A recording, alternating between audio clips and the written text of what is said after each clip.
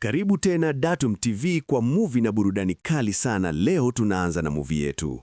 Mwanaume huyu alitaka kuishi maisha ya utajiri, kwa hiyo aliuza roho yake kwa mjumbe wa kuzimu. Angekuwa na miaka 10 ya furaha, lakini mkataba ulipomalizika angelazimika kulipa kwa roho yake mwenyewe. Muda ulipita haraka hadi mwaka 2025. Muda wa mwanaume huyo ulikuwa umeisha. Guan alipokea amri kutoka kuzimu ya kukusanya roho ya mtu aliyefanya mkataba huo. Aliutoa mkataba wa zamani. Mwanaume alielewa hali hiyo, lakini bado alitaka kutoroka. Bahati mbaya, mtu wa kawaida hangeweza kushinda nguvu ya Mungu. Guan alikamilisha kwa urahisi misheni yake ya kwanza, lakini alipokuwa anaondoka aliondoana kwa bahati mbaya na wasaidizi wa mwanaume huyo. Wakati huo huo, binti tajiri zaidi mchanga nchini Korea alilazimishwa na mama yake kwenda kwenye miadi ya kuoanishwa. Awali msichana alikusudia tu kumaliza jambo hilo haraka. Isivyotarajiwa, mara tu miadi ya kuoanishwa ilipofichua macho yake, binti huyo tajiri alishangaa sana. Hakuamini kwamba kulikuwa na mwanaume mwenye sura nzuri kiasi hicho. Lakini wakati huo Guan bado hakujua msichana huyo ni nani. Alimpuuza kabisa mwanamke aliyekuwa mbele yake, kwa sababu wanadamu si chochote mbele ya mashetani. Binti huyo tajiri alishtuka aliposikia hilo. Alijiambia moyoni, inawezekanaje mwanaume mrembo kiasi hiki awe na wazimu? Lakini msichana hakujua kwamba kijana aliyekuwa kaa mbele yake hakuwa mtu wa kawaida. Dohi alipoinuka kuondoka, simu ilipigwa na mama yake mlezi. Alimwamuru aendelee na miadi ya kuoanishwa ipasavyo na asiondoke katikati. Dohi hakuwa na la kufanya, kwa hiyo akaweka kipimata muda cha dakika 30 na akakaa chini kwa kusita. Wakati huo Guan alianza kuhisi udadisi. Kulikuwa wazi na viti vingi katika mgahawa, lakini msichana aliyekuwa mbele yake alisisitiza kukaa hapo kula. Kwa kweli, mchumba wa miadi ya Dohi alikuwa amekaa katika mgahawa mwingine. Alikuwa ameenda sehemu isiyo sahihi. Ghafla na bila kutarajiwa, gengi la wahuni lilitokea. Wakati huo huo, simu ya Dohi ilitoa taarifa kwamba dakika 30 zilikuwa zimeisha. Dohi hakusita, akasimama ili kuondoka, lakini kwa ghafla keki ilirushwa kuelekea kwake. Guan alimvuta Dohi haraka, akamtoa njiani na akaikamata keki. Tukio hilo la kimahaba lilimfanya binti wa kifahari kama Dohi kuguswa sana. Dohi ghafla alihisi kwamba mwanaume huyu alikuwa mwema na wa kupendeza. Guan alimwangalia Dohi na kusema, kwa bahati nzuri iko salama. Kauli hiyo ilimfanya Dohi awe na wasiwasi kidogo. Mara moja alikimbilia bafuni ili kukwepa hali hiyo ya aibu. Nani angefikiria kwamba maneno ya Guan ya kwa bahati nzuri iko salama yalikuwa yanarejelea keki ya siku ya kuzaliwa. Wakati huu Dohi alikuwa chooni, alikuwa mchanganyikiwa sana. Ilibainika kwamba leo ilikuwa siku yake ya kuzaliwa. Hakutarajia kwamba mwanaume aliyekuwa anaonekana mkali kiasi hicho angeondaa mahsusi keki ya siku ya kuzaliwa kwa ajili yake. Lakini kwa kufikiri kwa kina, Dohi aligundua kwamba hakuonyesha hisia zozote. Akikumbuka tukio la muda mfupi iliyopita, hakujizuia na mashawa yake yakaanza kuwa mekundu. Kwa hiyo alijaribu kutumia krimu ya kuficha uso ili kuficha mawazo yake. Hata hivyo, bila kujitambua, alipaka ruja ya midomo. Ilionekana wazi kwamba alikuwa anatarajia kumwona Guan tena. Wakati huo, shetani Guan alikuwa karibu kula kipande cha keki pale muhuni alipoharibu. Ili kupata keki hiyo, alilazimika kuagiza mwezi mmoja mbele. Kwa hiyo, Guan alimwambia muhuni huyo asubiri hadi baada ya chakula wazungumze. Lakini jamaa huyo hakuwa na heshima na akaiponda keki badala yake. Guan alikasirika sana. Akachukua gazeti lililokuwa mbele yake ili kujiandaa kukabiliana na wahuni. Alilipiga kwa mjedi, na kabla mhuni hajafahamu kilichokuwa kinatokea, alivutwa akaingia ndani ya gazeti. Wahuni waliobakia waliingiwa na hofu kubwa. Guan alikamilisha kwa urahisi misheni yake ya kwanza, lakini alipokuwa anaondoka, alionana kwa bahati mbaya na wasaidizi wa mwanaume huyo. Duhi aliporudi, keki iliyokuwa mezani ilikuwa imetoweka. Bado alikuwa na tumaini dogo, lakini alikataliwa kwa baridi na Guan. Alimwambia aondoke mgahawani mara moja. Mkutano huo mfupi uliishia katika kutoelewana kati ya pande zote mbili. Duhi alipokuwa njiani kurudi, katibu wake alimwarifu kwamba familia ilikuwa na mgogoro wa ndani, na mwanzilishi wa mgogoro huo alikuwa Sujin. Kundi la Mary lilikuwa katika makundi makumi kuu zaidi nchini Korea. Mwenyekiti wa historia aliyejenga himaya hiyo aliitwa Ju Chon-suk. Mwana wa kwanza Nok Min ndiye aliyeishi chini ya mwangaza wa mama yake. Mkwe wa kwanza kikike Kim Sara alikuwa anatamani sana kupewa umakini. Mjukuu wa kwanza No Do-gong alikuwa amejitolea kuishi kwa kujificha ili kuendelea kuishi. Binti wa pili No Yoo-jin alivutiwa sana na maisha ya nje ya nchi. Familia hiyo pia ilikuwa na mapacha na mjukuu mmoja aliyeitwa Ju Okun. Isipokuwa mwenyekiti, Ju Okun ndiye alikuwa mwanafamilia pekee aliyebeba jina la ukuu Ju. Hivyo basi uhusiano wao ulikuwa kama wa washirika wa biashara. Ilionekana wazi kwamba Chon-suk hakuwapenda watu hawa. Kinyume chake, alimpenda sana binti wa kuasida wake Dohi. Dohi bila shaka alijua kwamba hakuwa na uhusiano wa damu na wengine. Kwa hiyo, nyuma ya tabasamu hizo kulikuwa na uadui wa kimya. Nani angerisi kundi siku za baadaye ilitegemea na matokeo ya mapambano haya ya familia. Dohi alipokuwa akiwaza haya, ghafla simu ya kutoka namba isiyofamilikiwa iliingia. Mpigaji alidai kwamba alikuwa ni mkuu wa timu ya fedha ya kundi la Mira. Jina lake lilikuwa Chatate June. Alisema alikuwa na hati muhimu mkononi ambayo ingeweza kumsaidia Dohi kushinda nafasi ya mwenyekiti wa kundi, lakini haikuwa rahisi kuizungumza kwa simu. Kwa hiyo Chatate June alitumaini kwamba Dohi angefikiria kwa kina na kuwasiliana naye tena, lakini mara alipokata simu, Joo Chon-suk alituma ujumbe mfupi. Maudhui ya ujumbe huo ilikuwa ni kwamba mama mlezi angeondoka kwanza na wangekutana tena mbinguni. Dohi alikimbia kwa haraka kwenda chumba cha hospitali. Alipomwona Chon-suk amelala pale bila kusogea, alianza kulia kwa uchungu. Mama mlezi alimuuliza kwa utulivu binti yake alikuwa anafanya nini. Alikuwa amelala tu kidogo. Kwa nini alikuwa anaonyesha huzuni kubwa kiasi hicho? Ilibainika kwamba huo ulikuwa ni mshangao ambao mama mlezi alikuwa amemwandalia Dohi. Alitaka sana kujua majibu ya binti yake baada ya kufikiri kwamba amefariki. Dohi alihisi kutoridhika kidogo, akikumbuka jinsi Chon-suk alivyotumia pesa kumlazimisha mpenzi wake wa zamani waachane. Lakini kwa kweli Chon-suk alikuwa amemdanganya na kumpa voucher ya manunuzi. Mama mlezi alibadilisha mada ili kuepuka maswali ya Dohi. Akamuuliza miadi ya kuoanishwa ilikwenda vipi. Zaidi ya hayo, alitoa picha ya miadi ya kuoanishwa ili kujadili. Ghafla, katibu aliingia kutoa taarifa kwamba mpatanishi wa ndoa alikuwa ametuma anwani isiyo sahihi ya mgahawa. Ndipo alitambua kwamba alikuwa ameenda kwenye miadi ya kuoanishwa na mtu asiye sahihi. Kwa hiyo, mara moja alimpa Gwan simu ili kuomba msamaha kwa kilichotokea muda mfupi uliopita. Lakini kabla hajamaliza sentensi yake, Gwan alikata simu. Ingawa Joo Chon-suk alikuwa amekasirika sana, jambo muhimu zaidi kwa wakati huo lilikuwa kupanga haraka miadi nyingine ya kuoanishwa. Baada ya yote, Dohi tayari alikuwa na umri wa miaka 30. Tamaa yake ilikuwa kumwona binti wake mpendwa akiolewa kabla hajafariki. Joo Chon-suk alitoa pete ya harusi aliyokuwa ameandaa. Kisha alimwambia Dohi kwamba mradi tu ni binadamu, siku zote atafanya mambo mabaya. Lakini ikiwa kuna mtu aliye tayari kujitoa muhanga kwa ajili yako, basi huo ni mkono wa hatima. Ilibainika kwamba kumbukumbu ya kifo cha wazazi wa Dohi ilikuwa siku ile ile na siku yake ya kuzaliwa. Joo Chon-suk aliwasha mishumaa ya keki ya siku ya kuzaliwa, hutumaini kwamba janga hilo lingeishia siku hiyo. Kisha aliwasiliana haraka na mchunga wa miadi ya kuoanishwa. Wakati huo huo, Gwan alihisi kutokuwa na sawa kwa sababu hakuweza kula kitindamlo. Hilo lilimfanya ashindwe kuzingatia. Hata hivyo, kila mtu alidhani kwamba alikuwa anamkosa mchunga wake wa siku ya kile. Chatate June hakupokea simu ya Dohi kwa muda mrefu. Alipokuwa karibu kuondoka, mtu mwenye mikwaruzo shingoni alitokea. Mtu huyo alimzamisha kwenye choo. Dohi hakuweza kubaini alipo No Soo-jin, kwa hiyo alienda ufukweni peke yake. Ghafla alikumbuka nyakati za furaha alizokuwa nazo na wazazi wake miaka mingi iliyopita. Hisia za huzuni zilirudi tena. Aliitumia siku yake ya kuzaliwa kana kwamba imelaaniwa. Njiani kurudi, Dohi aligundua kwamba mfumo wa kuendesha gari ulionyesha dereva angebaki na dakika 17 kufika. Mara moja alitambua kwamba mwanaume aliyekuwa akiendesha gari hakuwa dereva halisi. Shingo yake ilikuwa imefunikwa na mikwaruzo ya kutotesha. Kwa kweli, dereva halisi alikuwa ameuawa. Dohi hakuogopa na akamuuliza moja kwa moja ni nani aliyemtuma. Hakujibu swali hilo moja kwa moja, bali alisema kwamba alikuwa anauliza swali lisilo sahihi. Alisema swali alilopaswa kuuliza ni kwa nini alikuwa amekuja. Muuaji hakuchukua hatua zaidi. Alitoa vidonge vya usingizi ili kumziba Dohi, huku akimkumbusha kwamba Chon-suk ndiye sababu. Muda mfupi baadaye, Dohi alipoteza fahamu. Muuaji alipokuwa karibu kushambulia, Dohi aliruka ghafla na kujitupa nje ya gari. Gwan alifika eneo hilo na akakuta roho ikitetemeka kwa kata tamaa. Kuhusu Dohi, aligundua kivuli cha mtu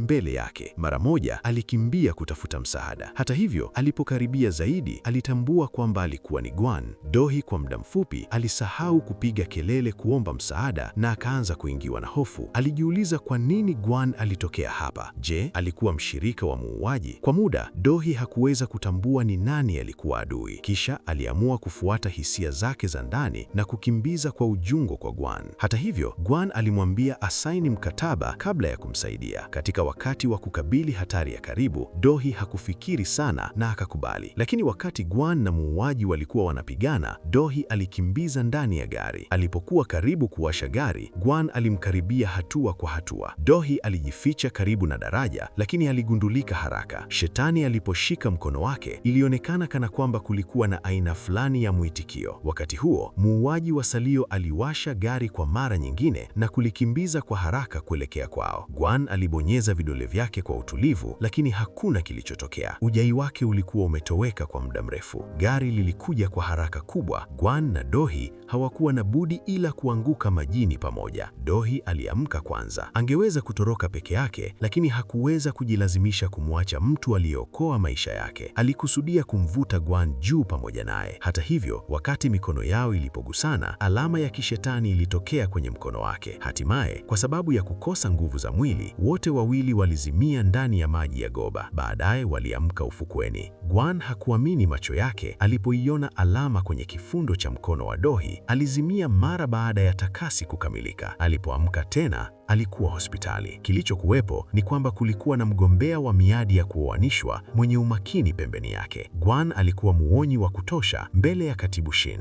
Aliendelea kuuliza kama kulikuwa na kitu alichohisi kutokuwa sawa. Katibu Shin alihisi aibu kidogo, kwa hiyo akatoka kimya. Lakini mara tu Katibu Shin alipotoka, Gwan aliacha kujifanya. Gwan alimuuliza kama alikuwa sawa kweli. Dohi akajibu kwamba hata yeye alionekana kuwa sawa, lakini Gwan alisema kwamba kwa bahati mbaya hakuwa sawa kabisa. Ndiyo maana alimsubiri hadi wakati huo. Gwan alionyesha alama kwenye kifundo cha mkono wake. Dohi alishtuka alipoiona tatuu ya kawaida kwenye mkono wake. Shetani Gwan alihisi kwamba alama yake ilidharauliwa. Dohi akaendelea kujaribu kuifuta, hata aliitemea ili kuifuta. Ghafla alikumbuka muuaji wa usiku uliopita na matukio yaliyotokea katika sehemu siyojulikana, lakini Dohi alichagua kudhani kwamba hayo yalikuwa tu mawazo ya ulevi badala ya kuamini kwamba yalikuwa ya kweli. Kisha alitangaza mbele ya Shetani kwamba angeenda kupata matibabu ya leza ili kuondoa alama hiyo. Gwan alimzuia haraka asiiondoe. Wawili walibishana na kupambana. Hatimaye,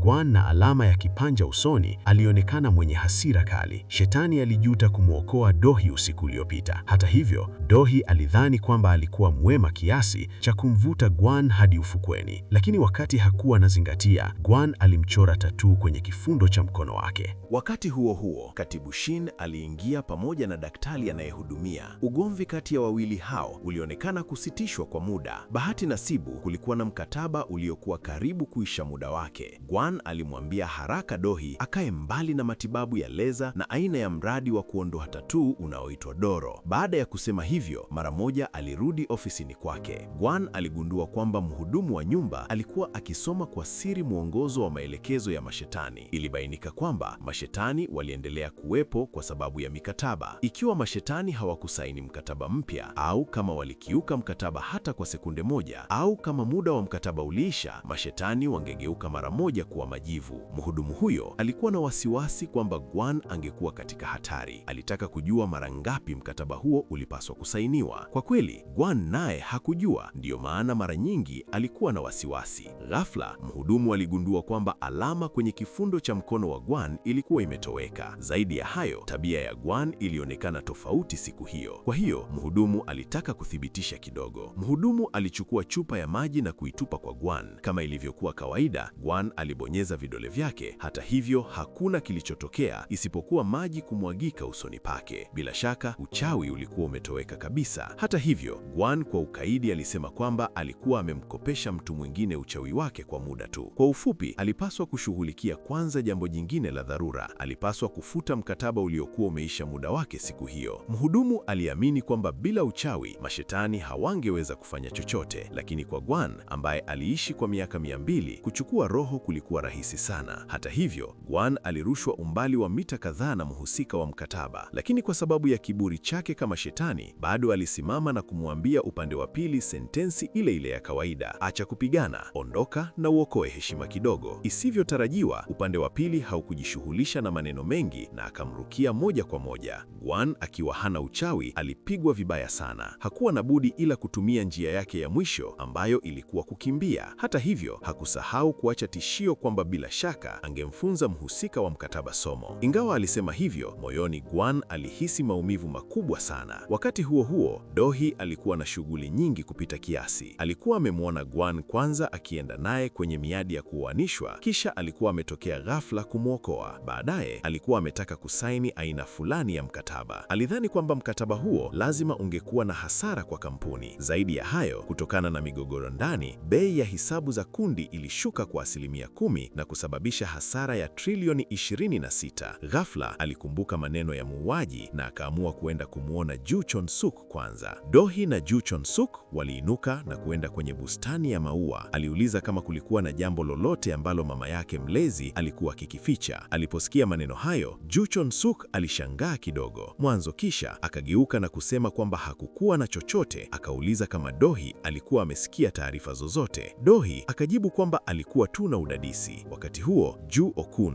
alienda kutoa taarifa ya kazi kwa mwenyekiti, na hilo lilitokea wakati Do-hee alipokuwa karibu kuondoka. Kwa hiyo wawili waliondoka pamoja. Ilionekana wazi kwamba Ju Okun kama Do-hee ili akae kwenye gari moja naye, hata alificha funguo za gari. Alisema kwamba alijitolea kuwa dereva wake. Isivyotarajiwa, mtu aliyekuwa kiti chini cha upande wa abiria alikuwa Katibu Shin mwenye tabia ngumu. Do-hee alipenda kukaa kwenye kiti cha nyuma cha abiria. Ilikuwa kweli kwamba Ju Okun ndiye aliyekuwa dereva. Do-hee na Katibu Shin walianza kuzungumza kuhusu miadi ya kuoanishwa. Ghafla, Ju Okun akakanyaga breki baada ya kusikia hayo. Ingawa yeye hakuwa na madhara, lakini Katibu Shin alipigwa na akatokwewa na damu puani. Upande mwingine, Gwan hakuweza kupata taarifa zozote kuhusu uhamishaji wa alama au njia ya kuirejesha. Alijisikia kushuka moyo sana. Kulingana na taarifa kutoka kwenye Jicho la Uchawi, Do-hee hakutoka kwenye familia tajiri. Baba yake alikuwa tu mhandisi anayetengeneza vifaa vya nyumbani kwa kampuni ya Maria. Mama yake alikuwa mtunza nywele katika saluni ya urembo. Wazazi hawa wawili walioana kiwelenzi wake na walipata shida kubwa kumpata mtoto wao wa pekee, Do-hee. Hata hivyo, baba na mama wa Do-hee walifariki katika ajali ya barabarani siku ya zaliwa ya Do-hee, umri wa miaka 11. Baadaye alichukuliwa na kulelewa na mwenyekiti wa kampuni ya Maria, Ju Chon-suk. Kwa umuhimu mkubwa, baba wa Do-hee na Ju Chon-suk walikuwa waanzilishi wenzake wa kampuni ya umeme ya kampuni ya Maria. Do-hee alikuwa mfanyakazi sana katika maisha. Sio tu kwamba alipata matokeo mazuri kielimu, bali alianzisha kampuni ya mikate akiwa bado chuo kikuu. Ndani ya miaka 7, kampuni ya Do-hee ilipanda kuwa ya kwanza katika sekta ya F&B. Wakati huo alikuwa bado hajaolewa. Aliwahi kuchumbana na watu wa kadhaa, lakini kwa sababu alikuwa amekuwa na shughuli nyingi na masomo na kazi, mahusiano yake hayakudumu. Chakula anachokipenda sana Do-hee ni nyama ya nguru na chachu. Baada ya kukusanya taarifa zote alizochunguza, Gwan aliamua kufanya kile alichokuwa anajua kufanya vizuri. Kile alichokuwa bora nacho ni kuwavutia watu. Upande mwingine, No Sujin alikuwa akifurahia baada ya kuingiza kampuni ya Do-hee kwenye vurugu.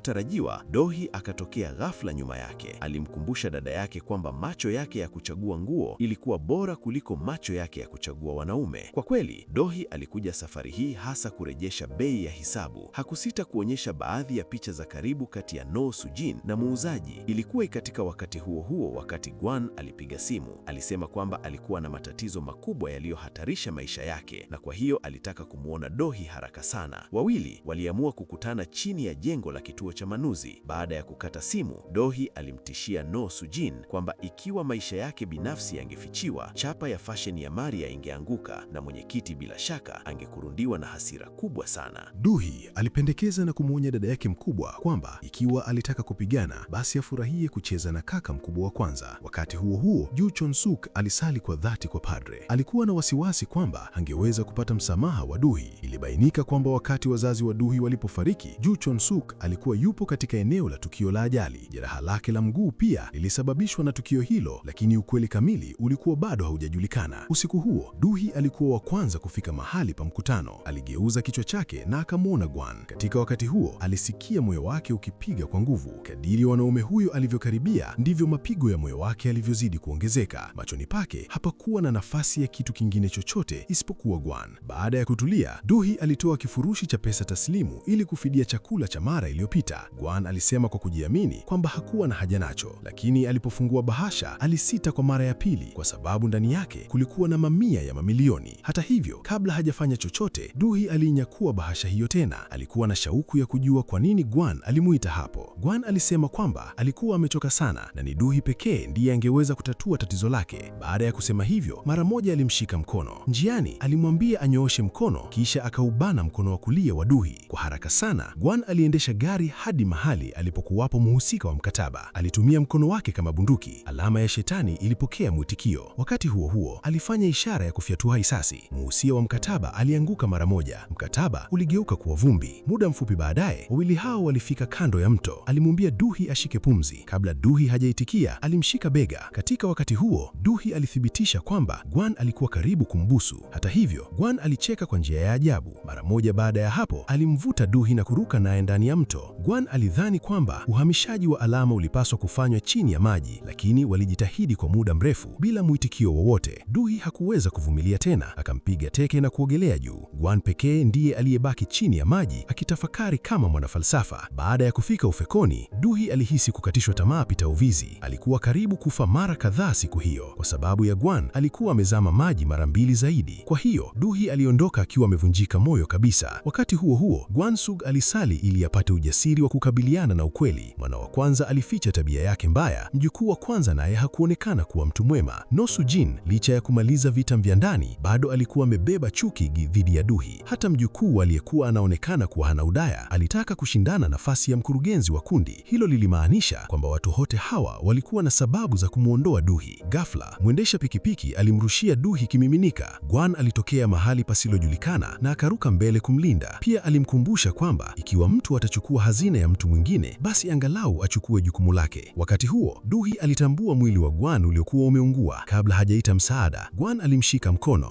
Usisahau kusubscribe, kulike na kucomment. Ni muhimu.